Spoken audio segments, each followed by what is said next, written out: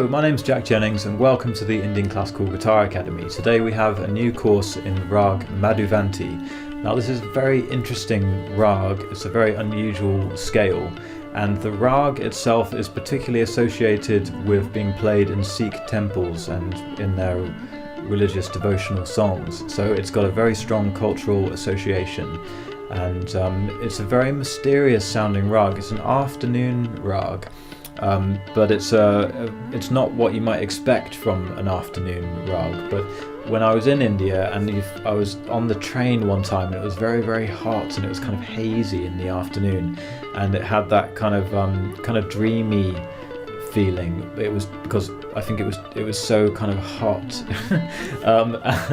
and then I thought, oh, okay, maybe this is like how Rag Maduvanti is supposed to feel in the afternoon. So let's look at the scale.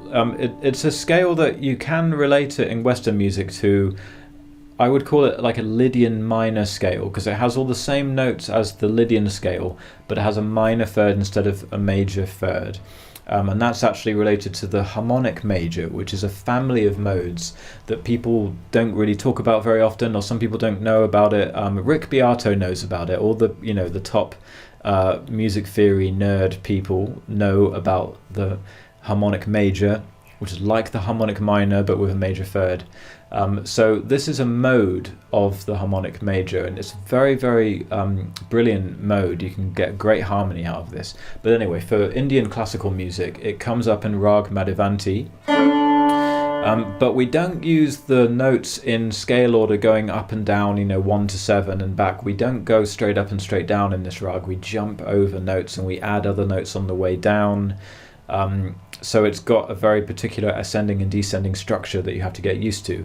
But first of all, I'll just show you the plain notes going up and down. So this is not yet Rag Maduvanti. This is just the notes that are used in the rag.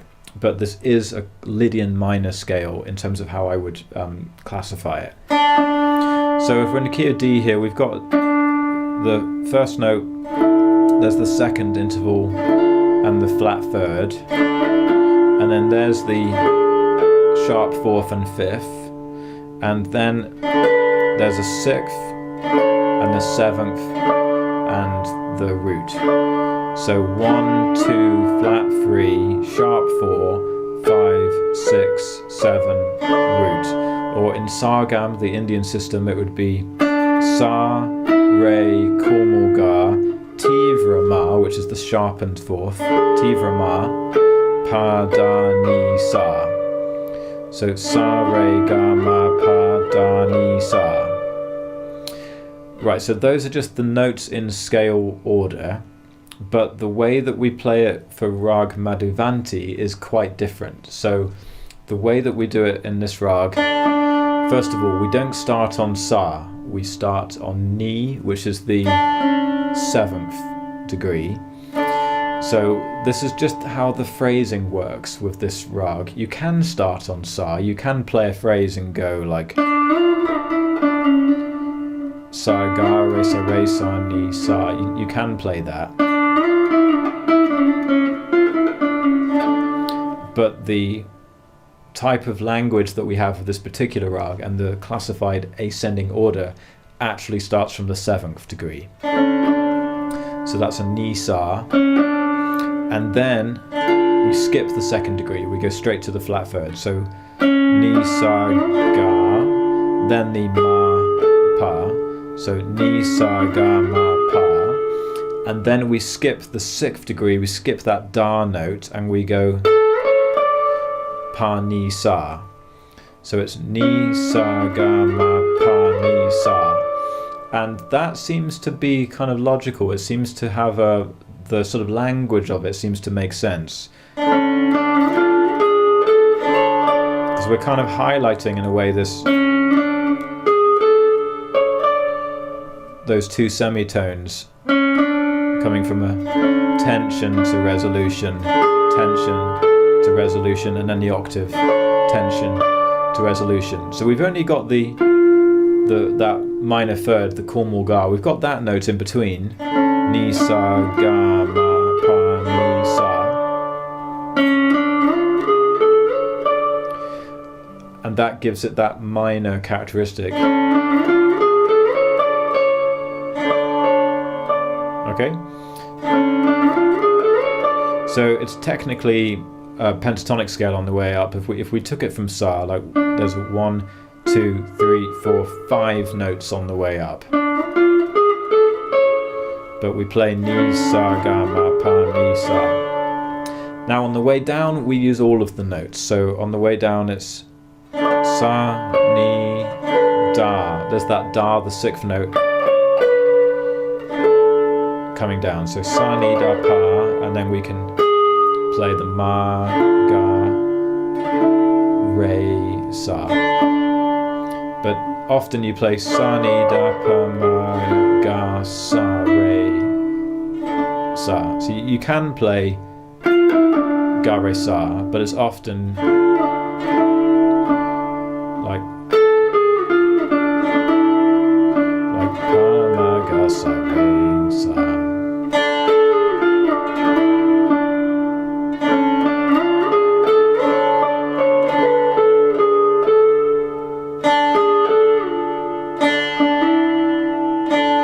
So those are just some little extra phrasing considerations, like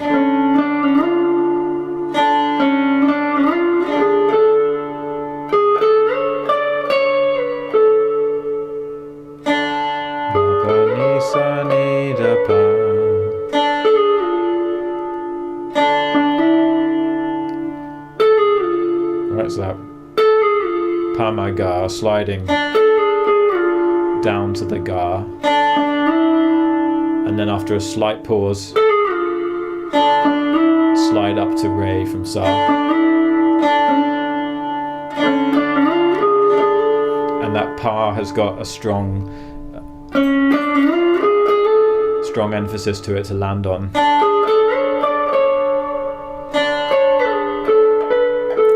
And coming through the Ni, Da, Pa, Ma, linking back up to Da.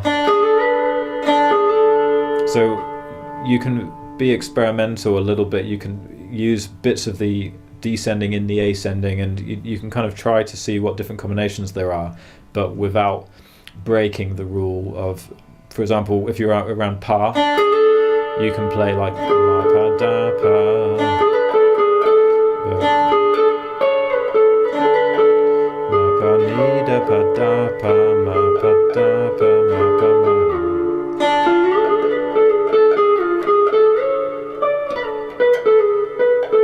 So you can go up to Da, but then come back to Ma or Pa. So you just shouldn't be thinking like Ma, Pa, Da, Ni. Like you shouldn't play Da, Ni. It should always be Ma, Pa, Ni, Da, Pa, Da, Pa, Ma, Pa, Da, Pa, Ma, Pa, Ni, Pa, Da, Ma, Da, Pa, Ma, Pa, Ni, Sa, Ni, Da, Pa, Ma, Pa, Da, Pa, Ma, Pa, Ma, Ga.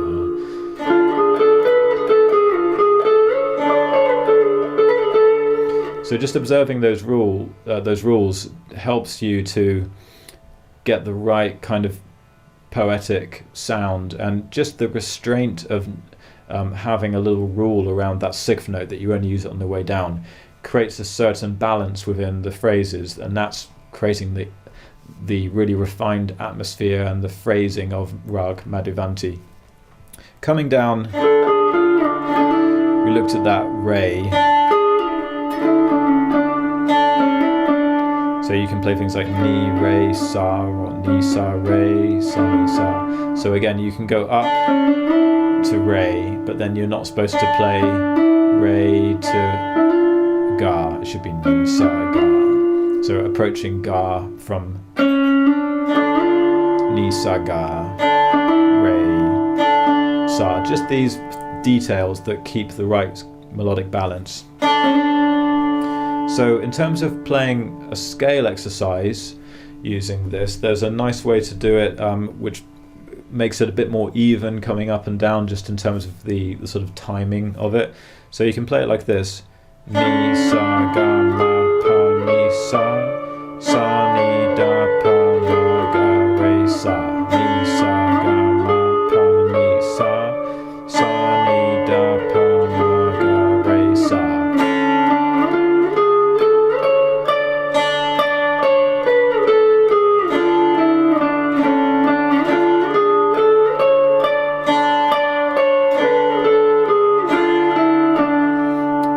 a good way to finger that is like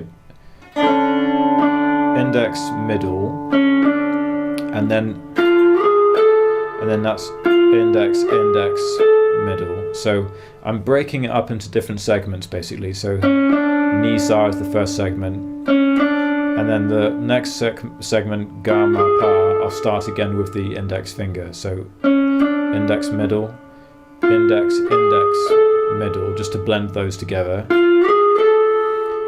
And then I'll put the middle finger on Ni up at the 18th fret, and then ring finger to play Sa. So if you look at it from Ga, Ma, Pa, Ni, Sa, that's just a single range of the fingers. Index finger, middle finger, ring finger. And that's actually similar to sarangi technique. Sarangi is the kind of bowed violin that you get in North Indian classical music. There's lots of different variations of the sarangi across India. But the first time I actually played this rag was with a sarangi player. And he showed me the kind of fingering that they use, where they're kind of splitting up the octave between those different finger movements, which are different to sitar technique. So that's pretty useful. And coming back down, there's one or two different ways that would work, but I would play, so you've got the ring finger already on Sa there, so Sa, Ni, Da with the ring, middle, index, and then try going like middle, index. So that's like a finger replacement technique, getting the middle finger on the 14th fret to play Pa. And then again, middle finger on 10 to play Ga, Re, Sa. So you're breaking it down like 1, 2, 3, 1, 2, 1, 2, 3. Because once you get used to that finger replacement technique, then that works really, really well. And it helps you to break it down. Sometimes I might catch myself playing it like ring, middle, index, index, index, and then using the middle, just using the middle finger on fret 10 to break it up. So the index fingers on those three notes, Da, Pa, Ma, and then you really want to reset the hand around there, Ga, Re, Sa. So you're breaking it down into different chunks. But I think for reliability and to get it more kind of tactile, get it into the hand,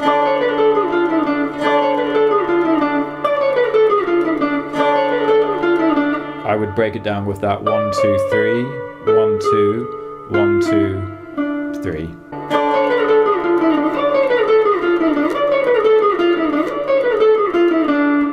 Just so it's, you know, you can feel what you're doing a lot more. If you did index finger all the way down, that's what sitar players do. So if you did index finger all the way down, Da, Pa, Ma, Ga, Re, Sa, that's what sitar players do. But I find on the guitar it feels a little bit difficult to do that and get the feeling of where you are, because the frets are smaller on the guitar and they're closer together, so it's very easy to just slip over and get the wrong note, whereas on the sitar the frets are a bit wider and deeper, and you can kind of, I found when I was playing sitar more often that I could feel more where the notes were just by going up and down, whereas on the guitar I think you need that more kind of tactile sense of using the different fingers to break it up, or at least that's the way I've always approached it on the guitar, and it seems to be working pretty well for me. So that's the way that I would approach just playing the scale. Let's just do a bit of that one more time.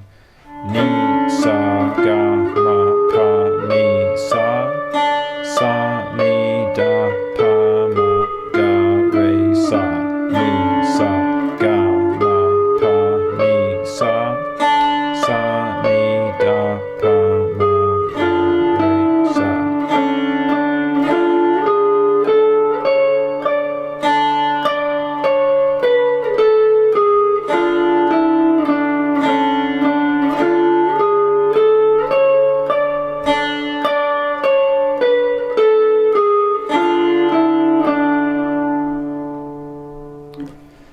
Okay, so that's Rag Maduvanti with a bit of scale practice, and we talked about the phrasing. Now the rest of the course is just for the Academy members, so if you want to sign up to the Academy you'll be able to access this course. This course is only for members. I've done lots of different rags now that are just kind of diving in a bit more, and they're really for people that have already looked at the foundational lessons and got their basic technique together for this style.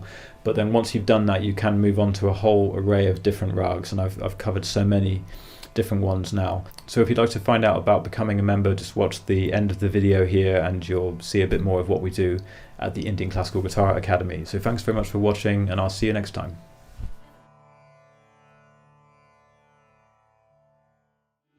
If you want to start one of these courses, you can buy them individually or you can subscribe monthly to access all of them. For subscribers, there will be new content every month, including live streams where we can answer your personal questions and go into more detail about applying this material.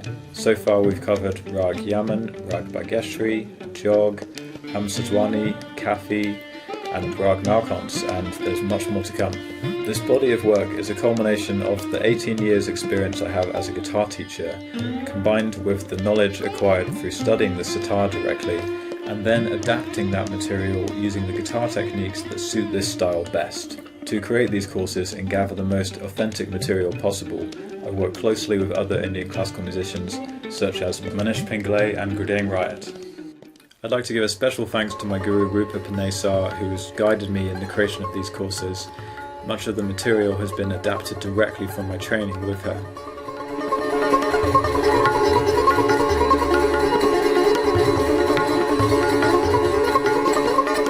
Also Shakir Khan, my guru, who's been inspiring me immensely and continues to shape how I approach the instrument and this incredible world of Indian classical music.